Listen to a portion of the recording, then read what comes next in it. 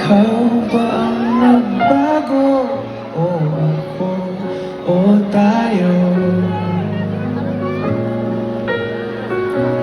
Baka tayo hanggang dito na lang.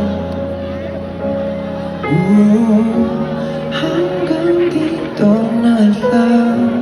Hindi pa minawan eh.